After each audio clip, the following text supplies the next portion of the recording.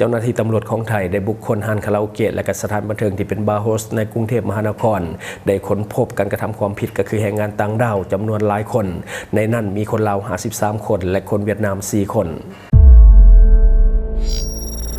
Time to share D+ ผลิตภัณฑ์ปกป้องตับจากเครื่องดื่มแอลกอฮอล์สวัสดีท่านผู้ชมกลับมาพบกับรายการ Time to Share สำหรับท่านที่ถือว่าอยากพลาดข่าวสารประเทศลาวอย่าลืมกดติดตามช่องของเฮาไว้และสำหรับหัวข้อที่เฮาอยากจะนำเสนอในมื้อนี้ก็คือเกี่ยวข้องกับข่าวที่เกิดขึ้นในโซเชียลในปัจจุบันก็คือเจ้าหน้าที่ตำรวจของไทยมีการบุกค้นห้างคาราโอเกะและก็ห้างที่เป็นสถานบันเทิงที่เป็นบาร์โฮสในขอบเขตกรุงเทพมหานครก็คือค้นพบการกระทำความผิดในนั้นมีคนลาวจำนวน53คนและก็คนเวียดนาม4คนซึ่งว่าข่าวนี้เฮาได้มาจากเพจข่าวสดของประเทศไทยเพราะว่าเขาเจ้ากำลังนำเสนออยู่ในปัจจุบันก็คือรายงานในวันที่27มีนาคมปี2025ที่กองบังคับการตำรวจกวดคนเข้าเมือง1ศูนย์ราชการอาคารบีถนนแจ้งวัฒนะได้นำกำลังตำรวจปูพรมกวดค้นห้างคาราโอเกะและบาร์โฮสและก็สถานบันเทิงที่สุ่มเสี่ยงว่าจะมีการลักลอบขายบริการและการค้ามนุษย์ในขอบเขตกรุงเทพมหานครโดยเฉพาะเขตบางบอนบาง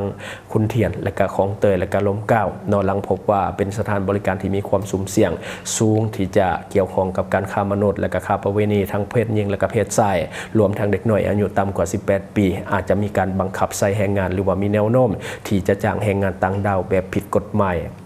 จากผลการกวดค้นได้พบว่าจาก10สถานประกอบการส่วนใหญ่เป็นห้องทึบก็คือห้องที่บ่สามารถเบิ่งผ่านได้ก็คือ152คูหาบางแห่งมีซักกันเป็นบอนส่วนตัวก็คือ VIP มีเวลาที่จะมีเวทีมีเวทีแล้วก็มีจอสำหรับห้องคาราโอเกะหรือว่าห้องเพลงทั่วไปให้บริการเครื่องดื่มที่เป็นแอลกอฮอล์และก็มีเพศหญิงจำนวนหลายที่คอยให้บริการและก็เอนเตอร์เทนลูกค้าแต่บางบ่อนที่เป็นบาร์โฮสหรือว่าสถานบริการคือความบันเทิงที่มีเพศชายที่ให้บริการก็จะเป็นพนักงานที่คอยให้บริการและก็เอนเตอร์เทนลูกค้าอย่างใกล้ชิดเช่นเดียวกันมีเพียง2แห่งเท่านั้นที่มีการจ้างงานแบบถูกต้องตามกฎหมายที่เหลือ8แห่งที่ไปค้นพบก็คือเห็นการกระทำความผิดทั้งพบบุคคลต่างดาวทั้งพบบุคคลต่างดาวที่ว่าบ่มีใบอนุญาตเฮ็ดเวียกในไทยและก็บางคนก็บ่ได้มีใบอนุญาตเฮ็ดเวียกหรือว่ามีก็เป็นใบอนุญาตที่หมดอายุไปแล้วก็กลายเป็นโอเวอร์สเตย์ก็คืออยู่เกินหนังสือเดินทางและก็มีการลักลอบเข้าเมืองแบบผิดกฎหมายอีกด้วย ขออภัย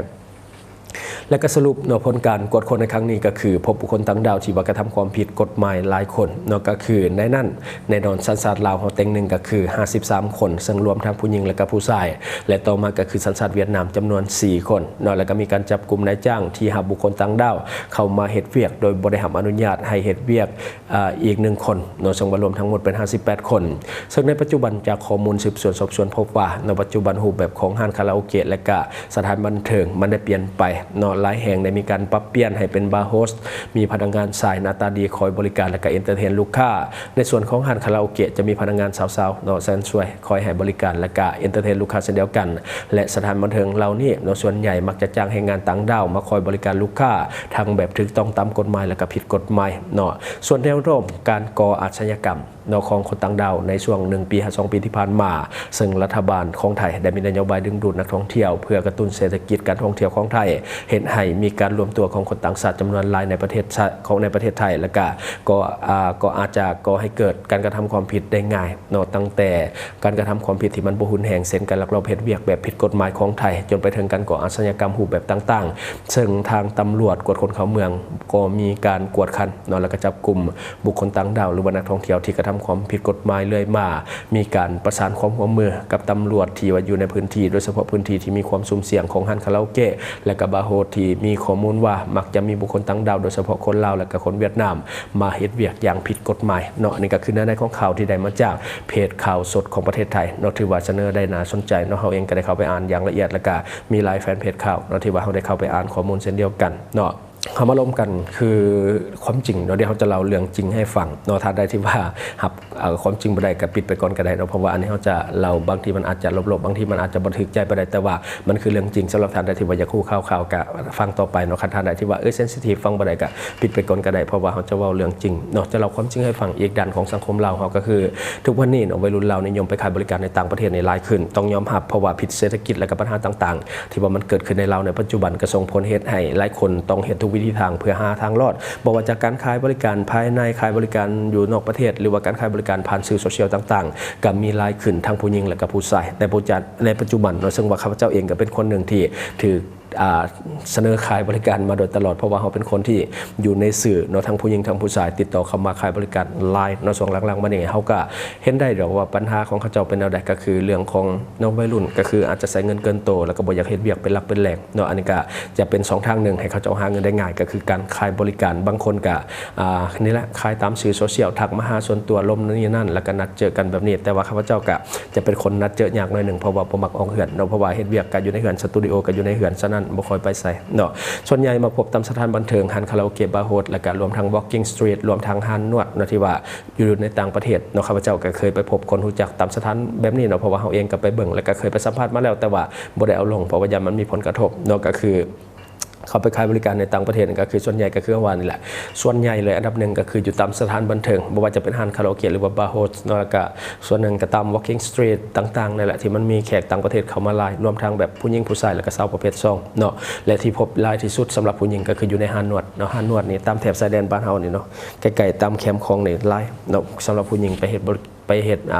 อาชีพแบบเป็นพนักงานนวดแต่ว่าแฝงโดยการขายบริการเนาะถามว่าเป็นยังวัยรุ่นลาวเนาะวัยรุ่นทุกมื้อนี้จึงเฮ็ดแบบนั้นจึงตัดสินใจเฮ็ดแบบนั้นเนาะก็คือการขายบริการเนาะและปัญหาใหญ่เนาะหลายคนน่าจะฮู้นำกันก็คือวัยรุ่น Gen Z หรือว่าวัยรุ่น Gen Z เนาะที่เฮาเว้ากันหลายคนน่าจะฮู้เพราะว่ามันพบเหมือนกันทั่วโลกนะสำหรับนายจ้างทั่วไปน่าจะฮู้คือกันปัญหาของวัยรุ่น Gen Z หรือว่า Gen Z เนาะที่ว่าพบทั่วโลกเนาะก็คือความมักง่ายความสบายความอดทนต่ำหลายเนาะก็คือแบบว่ามักอีหยังที่ง่ายๆบางอย่างที่สบายบ่อยากเห็นยังเป็นประจำแบบนานๆบ่อยากจดจ่อและก็มีความอดทนค่อนข้างที่จะต่ำในทุกเรื่องโดยเฉพาะเรื่องเวียกเรื่องงานที่มันสมองหลายๆเนาะและ2มาก็คือมักเฮ็ดอีหยังที่มันได้มาเฮ็ดง่ายๆเนาะเวียกก็คือจะเฮ็ดแต่เวียกง่ายๆใช้เวลาสั้นๆแต่ว่ามันได้เงินดีและก็ได้เงินไวเนาะอันนี้คือเจอมากับตัวเองที่ว่าจ้างมาเฮ็ดเวียกในสตูดิโอนี่ก็เจอมาหลายแบบนี้นะแล้วก็ต่อมาก็คือมักใช้สมองซีกขวาหลายกว่าสมองซีกซ้ายเนาะก็คือหาแต่ความบันเทิงมักการปาร์ตี้ก็คือเฮ็ดเวียก 2-3 วันปาร์ตี้ 3-4 วันไปเลยแบบนี้นี่พบหลายเนาะซึ่งว่าพนักงานที่ผ่านมาเขาเองก็เคยเป็นเช่นเดียวกันเนาะอันนี้ก็คือปัญหาของGen Z เนาะที่ว่าเป็นแบบนี้เนาะคือบางคนนี่สิว่าจะได้มาเฮ็ดเวียกนำเฮานี่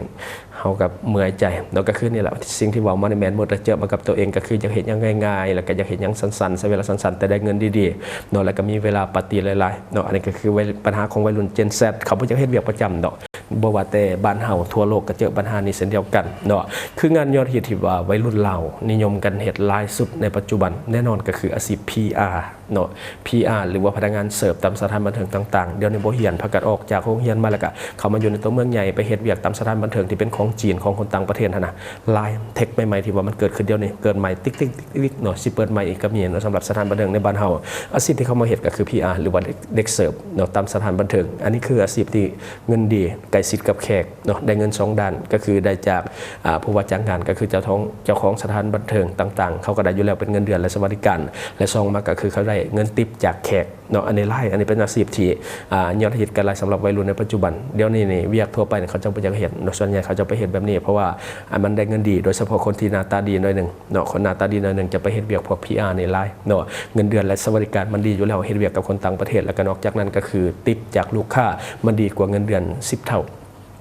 คือตามสถานบันเทิงที่เป็นเทคส่วนใหญ่เนาะเงินเดือนเขาก็ประมาณ2 ล้าน 3 ล้านบ่ได้หลายเนาะ2-3 ล้าน 2-3,000 บาทซื่อๆบ่ได้หลายแต่ว่าเนาะติปจากลูกค้าเนี่ยเขาได้เป็นหมื่นแบบนี้นะเนาะเท่าที่เราไปสอบถามมาหลายจุดเลยอันนี้ก็คือข้อมูลจริงจากในพนักงานเสิร์ฟทั่วไปเวลาเขาไปสถานบันเทิงต่างๆเขาก็จะสอบถามเขาจะว่าได้เงินเดือนเท่าใดสวัสดิการมียังแน่และก็รวมๆแล้วรายได้ต่อเดือนเท่าใดเนาะส่วนใหญ่ก็คือมาจากติปจากลูกค้าเนาะคนที่ว่าหน้าตาดีนี่จะได้รายแน่เนาะก็คือปฏิเสธบ่ได้ดอกว่ามันแฝงไปด้วยการขายบริการด้วยการสมัครใจเนาะคือเวลาเขาไปทำเขาเจ้าหรือว่าเขาไปยอกเขาเจ้าเนี่ยเข้าไปก็คือการที่ว่าเขาจะได้เงินรายมันบ่เป็นติปอย่างเดียวเนาะก็คือบางทีมันกับแฝงไปด้วยการบริการขายบริการด้วยการสมัครใจก็คืออาจจะโอ้ลงกับลูกค้าแล้วก็เขาเปิดติดต่อกันแล้วก็ นัดเจอกันอยู่ข้างนอกเอาบ่แม่นสถานที่เฮ็ดเวียกแบบนี้นะอันนั้นก็เห็นหลายเนาะเฮาเองก็เคยไปลองแบบลองสอบลองถามแบบนี้แหละเฮาเองก็เคยมีประสบการณ์แบบนี้เช่นเดียวกันเนาะนี่มันบ่แม่นว่าเฮาเว้ารวมทุกคนดอกมันก็เป็นบางคนแต่ว่ามันก็เป็นส่วนใหญ่เพราะว่ามันเป็นแหล่งรายได้ของเขาเจ้าเนาะแล้วเขาเจ้าก็บริยานแขกในเวลาเฮาไปนี่เขาเจ้าค่อนข้างที่จะมีทักษะการโอ้ลมแบบค่อนข้างที่จะแผ่วพราวค่อนข้างที่จะทันแขกและเขาก็บริยานการจู่โจมจากแขกหรืออย่างเนาะเพราะว่าเขาเจ้าค่อนข้างที่จะสินถ้าว่ามันคุมเงินนะเนาะผู้ใดก็ตัดสินใจง่ายแหละเสมอนี้เนาะและสาเหตุที่ต้องไปขายบริการอยู่ต่างประเทศนี่หลายคนก็น่าจะพอฮู้นำกันอยู่แล้วเนาะสำหรับคนบ้านเฮาคือเป็นยังคือบ่ขายบริการในลาวเนาะในลาวก็มีขายบริการไกลเฮือนเฮานี่ก็มีทาง450 ปีนี่ไปเบิ่งแม่เต็มหมดเลยการขายบริการแต่ส่วนใหญ่มันมีแต่ผู้หญิงเนาะก็คือสาเหตุที่ต้องไปขายบริการอยู่ต่างประเทศแน่นอนก็คือสังคมเรามันแคบเนาะสังคมเราสังคมน้อยๆบ่ว่าจะนครหลวงเวียงจันทน์หรือว่าหัวเมืองใหญ่ๆปากเซสวรรณเขตหรือว่าหลวงพระบางแบบนี้เนาะก็มันก็ยังถือว่าเป็นเมืองน้อยเวลาเห็นอย่างคนมันก็หูมุดเนาะแล้วก็หูจักกันมุดเนาะถ้าว่าค่าอยู่ต่างประเทศมันก็ปิดลับได้ดีแล้วก็เงินมันก็ดีอีกด้วยเนาะสถานที่ห้องหับอยู่เรามันก็ยังหน่อยจะว่าง่ายก็คือห้านกะลีนี่ใกล้ๆเฮานี่ก็มีหลายอยู่แต่ว่าส่วนใหญ่มันบ่มีกะลีประจำส่วนใหญ่มันมาจากโรงงานตอนกลางเว้นไปเฮ็ดเวียกโรงงานกลางคืนเขาเจ้าก็มาเฮ็ดนี่แหละขายบริการเนาะส่วนใหญ่มันก็จะเป็นคนชนเผ่าแล้วก็มาจากแขวงอื่นที่ว่ามาเฮ็ดเพราะว่าห้านสถานบริการประเภทนี้นะห่างจากเฮือนเฮานี่บ่ฮอดกิโลเนาะห่างจากสตูดิโอที่เฮาอัดข่าวในปัจจุบันนี่บ่ฮอดกิโลแล้วก็ค่อนข้างที่จะคุ้นเคยกันเฮาเองก็เคยไปแบบเวลาพนักงานมาใหม่ๆก็เคยแบบไปตะกี้ก็ว่าสิเอามาสัมภาษณ์แต่ยันว่ามันมีผลกระทบหลายก็เลยว่าบ่เฮ็ดเนาะส่วนใหญ่เขาก็ไปขายอยู่ต่างประเทศในปัจจุบันเนาะแล้วก็มีครั้งหนึ่งเฮาเคยไปพบคนบ้านเดียวกันอยู่ในซอยคาวบอยเนาะอยู่ในซอยคาวบอยอยู่ในกรุงเทพนั่นแหละอยู่ในตัวเมืองแหละเคยไปพบกับคนรู้จักกันตะกี้ก็ว่าไปขายให้งานอยู่ต่างประเทศแล้วก็กลับมาบ้านเป็นยังคือรวยแท้เนาะรวยผิดปกติแล้วก็ไปเฮาไปเที่ยวเนาะช่วงหนึ่งหันไปเจอคนบ้านเดียวกันอยู่ในซอยคาวบอยกับบ่ฮู้สิเฮ็ดหน้าแนวใดเนาะก็ว่าก็คิดว่าไปเฮ็ดเวียกปกติทั่วไปที่จริงไปขายบริการอยู่หั่นเนาะอันนี้เรื่องจริงนะเราบ่แม่นว่าเรื่องว่าว่าเรื่องบ่ดีมันเป็นเรื่องจริงเนาะแล้วบัดนี้เฮามาเบิ่งเนาะที่เราให้ฟังเรื่องในสังคมบ้านเฮาก็คือตัวตึงในโซเชียลหรือว่าดาวทวิตของเราหลายคนเนาะตอนนี้ส่วนใหญ่เขาก็ไปเฮ็ดเวียกป้าโหดอยู่ในประเทศไทยตัวอย่างคือคนรอคนหน้าตาดีคนที่แบบแบบกลุ่มเกย์กลุ่มกระเทยหรือว่ากลุ่มผู้หญิงไม่ห่างไม่เขาเจ้าลุ่มนะช่วงนึงก็จะดังและช่วงนึงก็จะดับไปแล้วก็หลังๆก็มาพบว่าไปเฮ็ดเวียกอยู่ต่างประเทศซะส่วนใหญ่เนาะคือมันพอเป็นที่รู้จักในแวดวงหรือว่าในบางกลุ่มเนาะแล้วก็มันก็จะมีบวกกับว่าเป็นคนหน้าตาดีแน่หุ่นดีแน่หุ่นใส่ได้ว่าสิหลายคนก็อยากเข้าหาเนี่ยมันก็จะมีในหน้าอยู่ต่างประเทศสักส่วนเนาะให้เขาเจ้าไปเฮ็ดเวียกอยู่ในประเทศเขาเจ้าเพราะว่าก็ถือว่าเป็นดาวใหม่เนาะคันว่านำเข้าจากต่างประเทศแบบนี้มันก็จะได้แขกหลายเนาะก็คือมีคนมาสักส่วนแล้วก็มีคนมารับเอาซึ่งว่าเฮาเห็นหลายคนเนาะกำลังมีชื่อเสียงอยู่เงียบไปบ่ค่อยเห็นปานใดเนาะแล้วไปเห็นอีกทีนึงก็คืออยู่ในต่างประเทศก็คือเพื่อนบ้านของเฮานี่ก็หลายเนาะบางคนนี่ไปได้ดิบได้ดีแต่บางคนนี่กลับมาร่ำรวยเนาะขี่รถใหญ่มาแบบนี้เนาะมีฐานะร่ำรวยมีเงินมีศาลแล้วเขาจะกลับมาอยู่บ้านแต่ว่าบางคนนี่บ่เรือนหยังเนาะกลับมาบ้านนี่ชีวิตล้มเหลวด้วยซ้ำเนาะก็ย้อนว่าลงละเริงกับแสงสีบางทีนี่ไปลินได้เงินดีก็ลินบางทีก็ติดยาเสพติดมาแบบนี้นะคือตอนนี้นี่บาโฮดเปิดใหม่อยู่ที่ขอนแก่นหลายคนอาจจะได้เห็นเนาะคนเราก็ไปสมัครหลายเนาะเฮาเองก็พอฮู้ข้อมูลมาอยู่คือคนเราเนี่ยก็ไปสมัครหลายแต่ว่าจะเข้าหับหรือบ่หับก็บ่ฮู้คือกันเพราะว่าในภาคอีสานนี่น่าจะเป็นที่ทำอิฐติบ่ที่ว่ามีบาร์โฮสเนาะก็คืออยู่ในจังหวัดขอนแก่นเป็นของคนดังเนาะซึ่งว่าคนเราที่เป็นวัยรุ่นหลายคนเขาเจ้าก็ไปเฮ็ดอยู่พุ่นโดยเฉพาะคนหน้าตาดีเนาะซึ่งว่าโดยปกติอยู่แล้วคนเราก็ข้ามไปอยู่แล้วแถวหนองคายขอนแก่นอุดรจะไล่เนาะคนเราไปเฮ็ดเวียกที่ว่าไปมาๆนะคือเขาบ่อยากไปไกลบ่อยากไปฮอดกรุงเทพบ่อยากไปฮอดระยองพวกนิคมอุตสาหกรรมต่างๆเนาะส่วนแล้วเขาจะไปเฮ็ดตามสถานบันเทิงแถวนี้เขาจะก็ได้เงินเวลามันมีเวียกหยังก็กลับมาบ้านได้ง่ายตอนนี้หลายคนก็ไปสมัครเนาะอยู่ฟินขับเว้าซื่อซะก็คืออยู่ฟินขับอยู่อันนี้แหละอยู่ขอนแก่นก็เปิดใหม่เนาะซึ่งว่าตอนนี้ดังคนลาวก็รู้จักหลายและคนลาวก็ไปเที่ยวหลายเช่นเดียวกันเนาะจะก็ตามเนาะสิ่งที่เฮาเล่ามานี่คือสิ่งที่มันเกิดขึ้นและเฮาเองก็ได้พัวพันแล้วก็เฮาเองก็ได้รู้จักเพราะว่ามีลูกน้องหลายคนหรือว่าน้องฮักน้องแพงหลายคนที่เคยถ่ายแบบให้เฮาตะกี้เนาะสมัยที่เฮายังเฮ็ดออนไลน์น่ะก็เขาก็ไปเฮ็ดเวียกอยู่ไทยในปัจจุบันเฮ็ดเวียกตามสถานบันเทิงต่างๆเนาะก็ยังติดต่อพัวพันกันอยู่ที่จริงนี่ที่สิโทรสอบถามข้อมูลของเขาก็ได้คือกันเนาะแต่ว่ายันเขาจะมีผลกระทบเนาะ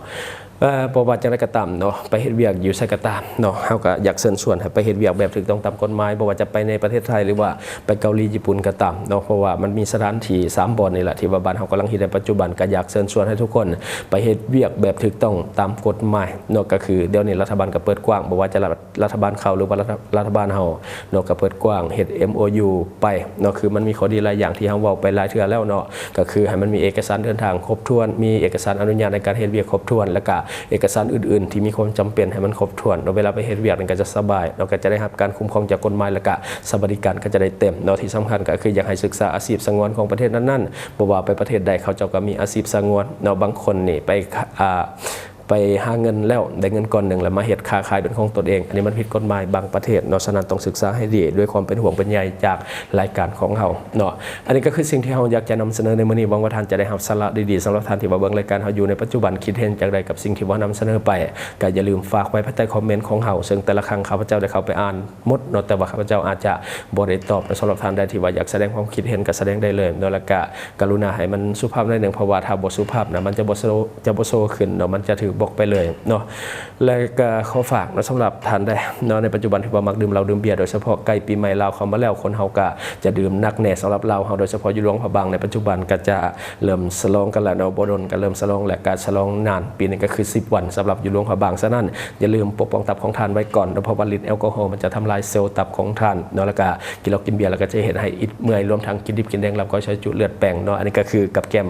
หลักของคนเราในการกินเหล้ากินเบียร์อยู่แล้วเนาะฉะนั้นอย่าลืมปกป้องตับของท่านด้วยผลิตภัณฑ์ D+ ของเฮาตัวนี้ดีเฮาเองก็กินเนาะการปกป้องตับได้ง่ายกว่าการปิ่นผัวตับอย่างแน่นอนแล้วก็ขอฝากในปัจจุบันเงินกีบยังอ่อนค่าอยากให้ทุกคนช่วยพยุงค่าเงินกีบให้กลับมาแข็งค่าดังเดิมแล้วก็อย่าลืมส่งเสริมสินค้าที่เป็นของคนลาวที่ผลิตภายในลาวเพื่อลดผ่อนการนำเข้าสินค้าที่บ่จำเป็นจากต่างประเทศและสำหรับท่านที่ว่าเบิ่งรายการเฮาอยู่ถ้าคิดว่ารายการของเฮามีสาระหรือว่ามีประโยชน์อยากส่งเสริมอยากซัพพอร์ตอยากจะให้กำลังใจทีมงานของพวกเฮาก็อย่าลืมกดติดตามช่องเพราะว่าการกดติดตามช่องถือเป็น2ทางเดียวที่จะเห็นให้ทีมงานของเฮามีรายได้และก็มีกำลังใจในการผลิตคอนเทนต์ดีๆแบบนี้ให้ท่านได้ชมเรื่อยๆอย่าลืมให้กำลังใจทีมงานของพวกเฮาด้วยการกดติดตามช่องขอขอบใจD+ ผลิตภัณฑ์ปกป้องตับจากฤทธิ์แอลกอฮอล์และเชื้อพยาธิจากอาหารดิบเหมาะสำหรับผู้ที่ดื่มเหล้าดื่มเบียร์หนักๆและกินอาหารดิบเป็นประจำแน่นอนทั้ง2อย่างทำลายตับโดยกงถ้าท่านเปลี่ยนพฤติกรรมเสี่ยงของท่านบ่ได้อย่าลืมปกป้องตับของท่านด้วยผลิตภัณฑ์ D+ ของเฮาซึ่งมีการปรับสูตรให้เข้มข้นตอบโจทย์กับคนลาวและยังช่วยแก้อาการเมาค้างได้ดีหลังทานดื่มเหล้าและเบียร์ดื่ม D+ ทุกครั้งก่อนดื่มเหล้าและเบียร์และกินอาหารดิบจะช่วยกระตุ้นการเฮ็ดเวียกของตับให้ดีขึ้นอย่างเห็นได้ชัดเจน